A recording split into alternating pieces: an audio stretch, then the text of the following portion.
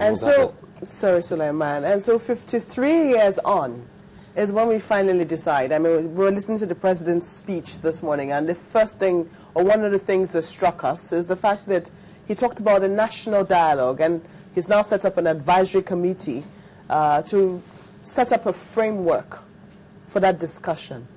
That it is important for us as a people to finally fashion out where we're going. Isn't this coming a little too late? It's not too late, and it's not too early. I think we are making the right balance.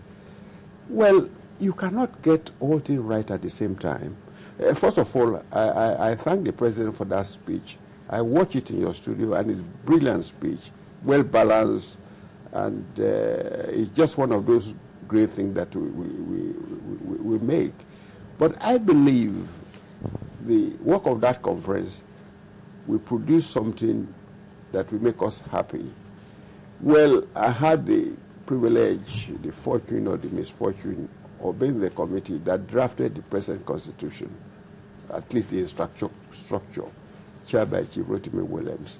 And we tried to produce something we thought was very good. Whether you like it or not, it is the main structure on which we are ruled today. And I hope the new committee will come back with something which is also brilliant and very good. But let me warn you, you can't create a nation by creating a constitution.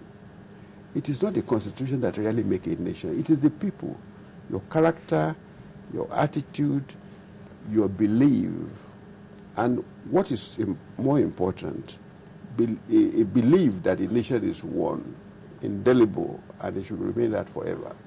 You know, I wanted to come in when you talked about your experience also being a beneficiary of this nation, the good of this nation. For so many young Nigerians, they wouldn't be happy that, well, they haven't actually had that opportunity to be maybe trained, schooled, groomed by the nation as we speak. So when we talk about the ups and downs of a nation, what most would have seen in all their lives is the downturn of this particular nation. They haven't actually seen any good times. For those born maybe in their 20s and even in their 30s, who are having it rough and tough, and they still asking the question, when will this all end? What would you be saying to them? Well, your guess is as good as mine. I must concede that possibly we've not maintained the right balance. I've said we have the good, we have the balance, and we have the medium. Let me warn you that the greatness of a nation depends on the leadership. The leadership is very critical. The success of this establishment, this television, depends upon the quality of leadership. If the leadership is good, it will succeed. If it's bad, it will fail. If it maintains a balance, it might get some good, some bad. But my belief is that Nigeria was created in circumstances beyond our control. How was Nigeria created? Many people don't really understand that. The real creation of Nigeria started around 1882, 1883, 1884, when they had the Berlin Conference, in which we didn't take part, and in which Nigeria was divided into the various, not only Nigeria, the whole of Africa divided into various states. And, well, we continued till the Berlin, the problem of Benin. When I talk of Benin, I mean our own Benin here. And when Britain started to take over Benin in order to create a whole of southern Nigeria, it failed. Of course, in 1897, they succeeded when they have that bloody war in which the Oba was taken to Calabar and he was put in prison where he died and he was buried.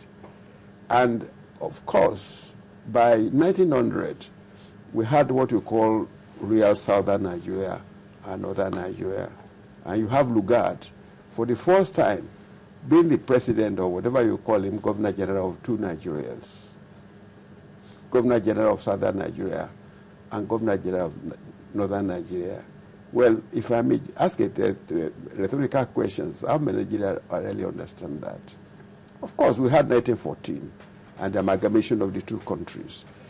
That period was very, very critical in the issue of Nigeria. And we did two critical things. One, we have the first criminal law. What many people don't know is that the criminal law then was not something original to us. We took something from Australia and put it in our law. And of course, then we have what we call the mineral ordinance. That is very critical in the issue of Nigeria. The mineral ordinance put all the minerals of Nigeria in British Crown. It's just like taking all the minerals of Great Britain and put it in the Nigerian government. It's absurd. Absurd it was, but it happened. And we carried that on until 1958, when we had the mineral ordinance. Many Nigerians don't know that. So right from 1900, 1914, all the minerals of this country were vested in the British Crown. And I must thank, although it appears absurd, the Second World War. Without Second World War, maybe we would not have had our independence. Hitler did a lot of things very bad and did a lot of good things. And it was that war that gave us our independence in 1960, of which you and I are the beneficiary. I accept we've done a lot of good things, and I also concede we've got a lot of bad things.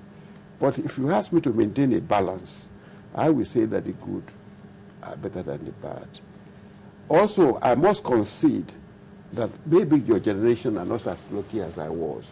I was extremely lucky. I went to the Dua College in Ife. And after the senior Cambridge, and has Cambridge in those days, you don't have it in those days. I was one in my center. I did extremely well.